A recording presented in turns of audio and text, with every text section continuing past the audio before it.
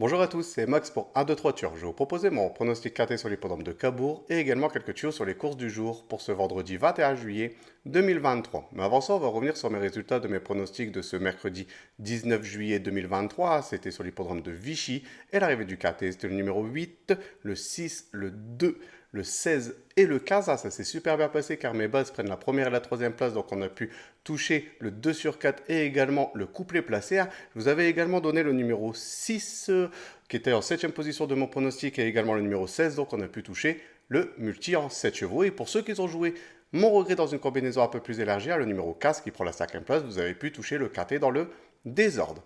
Pour mes tuyaux du jour, on a été parti sur l'hippodrome de Orgin, c'est la réunion 5, une réunion réservée aux trotteurs, et je vous avais proposé le numéro 10 dans la deuxième course qui gagne cette compétition, donc on a pu le toucher en simple gagnant et placé, et je vous avais proposé également le numéro 5 dans la septième course que lui a été malheureusement non placé.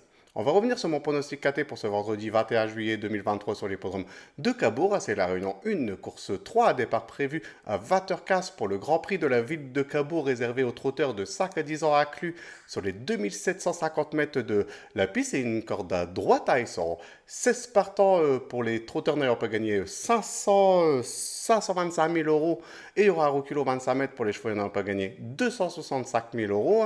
C'est une course B, un très joli lot et mes deux bases, ce sera le numéro 1 et le numéro 6 de les jouer en couplet gagnant placé et également en 2 sur 4 pour assurer ses arrières.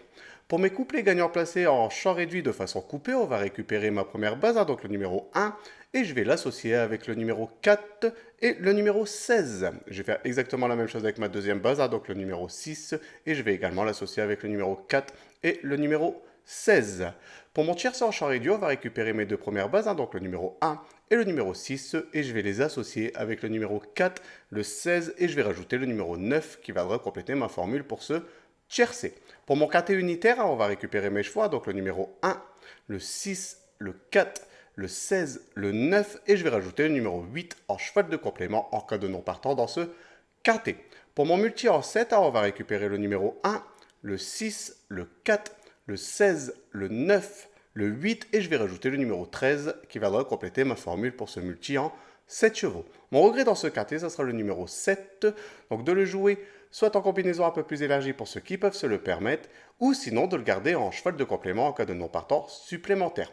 Mon indice de confiance, il sera de 3 sur 5, je pense qu'on peut quand même détacher quelques bonnes bases pour du tournoi jouer un 2 sur 4 ou voir à bon couplet.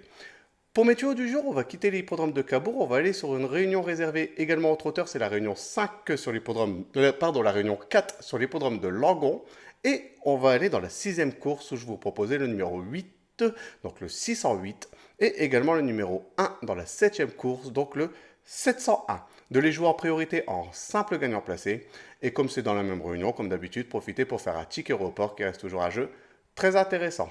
Je voudrais de nouveau vous remercier pour tous les commentaires que vous laissez sur ma chaîne YouTube. N'hésitez pas, continuez, sinon venez nombreux nous rejoindre pour cette belle aventure.